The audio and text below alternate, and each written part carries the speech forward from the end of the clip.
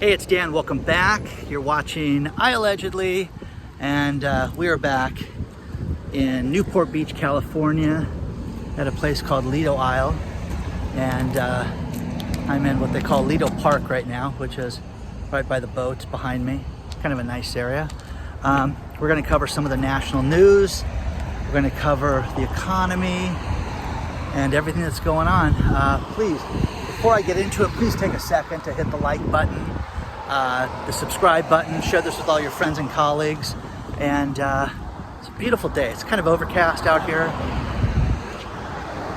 but kind of nice just to walk around and get a feel for it. I had a lot of LA and San Diego and wanted to do something nice, so I thought I'd go back to the beach.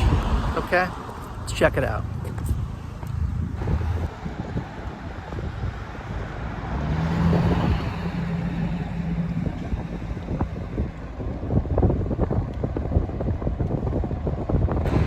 Here's a story out of CNBC that is absolutely ridiculous, and it says, inflation is here. It may be a good thing, and it may be a bad thing.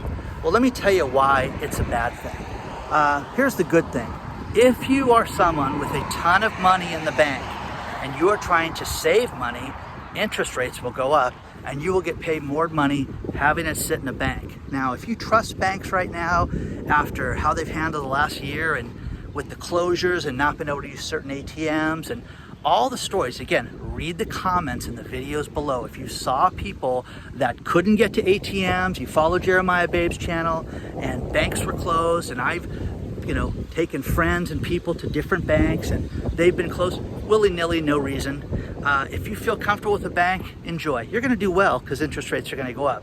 The bad thing is that there's a lot of economists that have talked about how interest rates are gonna have to go up. Interest rates will rise during this time, but it's going to kill many industries. And you can say, Dan, that's not true. It's gonna be a good thing. No, it's gonna be devastating to things like real estate.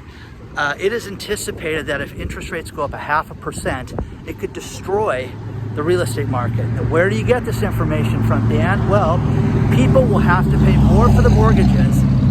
There's going to be an influx of foreclosures as a result of the rent moratorium being lifted. I'll mention that a little later in the video, but you're going to see all the people in forbearance that are going to come out of forbearance, and there's going to be a glut of people that will not be able to refinance their house, that have not paid their house payments for up to 14 months for some of these people. You're going to see interest rates rise, and it will make it so that it will be unaffordable to buy these houses. People are insane and drinking the Kool-Aid and paying, sometimes $100,000 over asking price for a house, which is absolutely insane. And trouble is going to come because they will not be able to get an affordable mortgage. They will not be able to afford it. Okay, and I think that with a 0.5 point raise in mortgages, that's going to be the end of it. That's what I think. Share your thoughts below. Let me know if I'm completely out of my mind. But remember, the CNBC article, which will be below, is a good thing or a bad thing.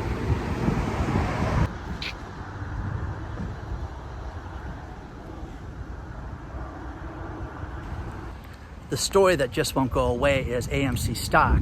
AMC just announced that they sold another 11.55 million shares of their stock at just over $50 a share, $50.85. Adam Aron, their CEO, who I think is an idiot personally. I think that this guy is a complete joke because a couple things. This guy has been day trading his own stock and has admitted that he's bought and sold shares in the open market. The guy's made $200 million since you guys started buying the shares. I want to know what your exit is. What is your exit to get out of AMC? Okay, they just dumped an 11.5 million shares in the market, and you guys don't seem to care. Again, this guy, okay, they don't make anything unique. There's nothing about an AMC movie theater that's different than any other building that shows movies. Okay, there's not. So they can talk about innovation, they can talk about whatever, it's preposterous. Now, people write me and say, Dan, do you know they make 85% when they sell popcorn? Yeah, I bet they do. They clip everybody. It's $15 for popcorn and for drinks. I love movies. I, in a normal year, would attend, I don't know, sometimes 2 and 3 movies a week, okay? But again, AMC, you know, I would sign up for their movie program. Based on the purchases, you get to save a little money. Other than that, there's no big deal. There's nothing about that company that stands out over anybody else. But you guys are day trading the stock. It went down a ton again today. What do you guys think? Where's it headed? What's your exit? Okay, would you buy in now? Would you sell it? Let me know. Share your thoughts below. I'm dying to find out.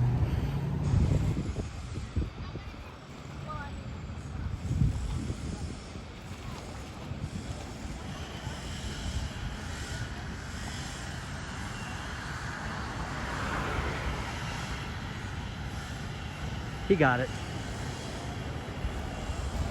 There's a great article out of Yahoo Finance, and it was 27 side hustles for people over 50.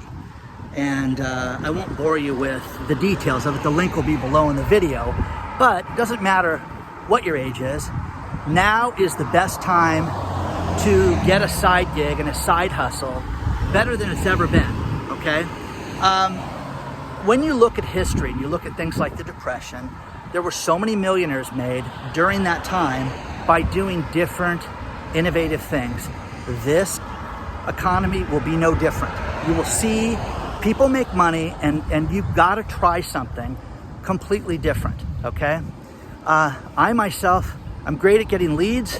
I'm great at putting people together. That's what I'm really good at. But what are you good at? What do you know about? Is it a hobby? Is it a professional? Is it a sport? Is it something you can sell? Are there digital assets that you could create? Could you create menus? Could you create invitations? Could you create anything that you could sell over and over again? You can go to Etsy, you can go to all these different places and sell this stuff over and over again and make money. Look at the 27 side hustles, but again, now is the best time to start a business. I'm not selling anything. There's no sign up here. There's none of that stuff from me. You know, that's just what you've got to do right now. You've got to figure out a way to get multiple streams of income right now. That's what you have to do. And they're out there. Look at what other people are doing, but the easiest and best thing to do is start with what you're good at, and everybody's good at something, okay? Good luck, guys. Share your thoughts below, ask questions. You can always reach out to me. The email's below too. Find a peaceful spot like this to hang out. That's what you need to do.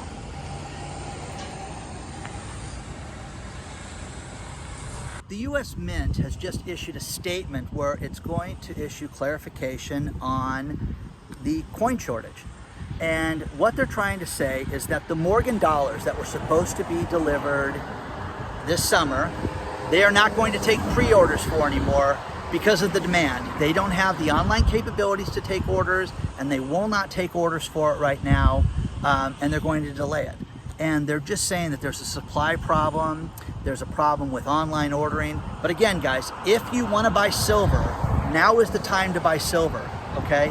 It is crazy to think that this is going to end anytime soon, because it's not.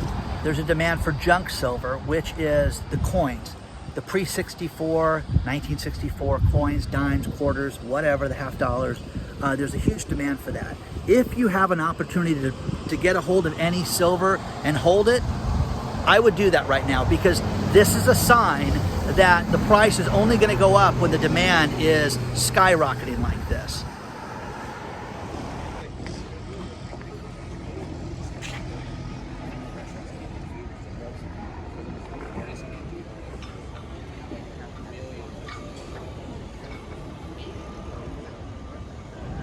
Here's a story out of Washington, and that is from the Fed.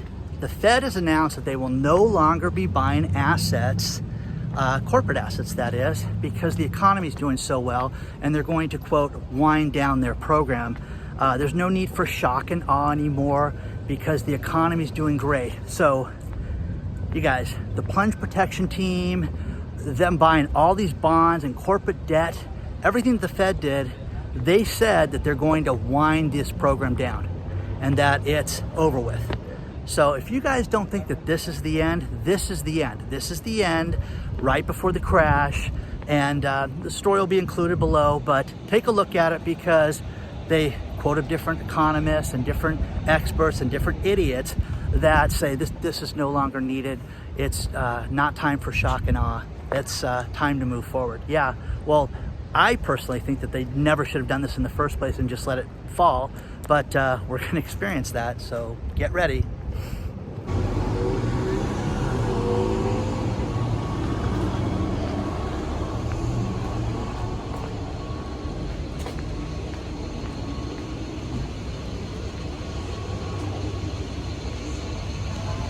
I want to finish this with a great story out of Yahoo Finance, and that is, has Bitcoin, the bull market for it, finally come to an end? There is a company called MRB Partners that did a report that the report was titled, and I'll leave it below, the link below, has the fever for Bitcoin finally broken?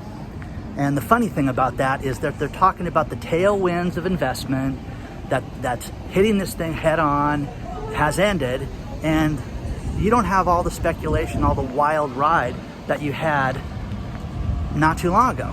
It's ended.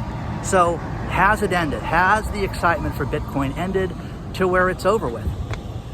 You know, it's interesting. But MRB Partners is out of New York. They're a small investment firm. And I'm sure people will write to me and tell me that they're a bunch of idiots and that they're stupid.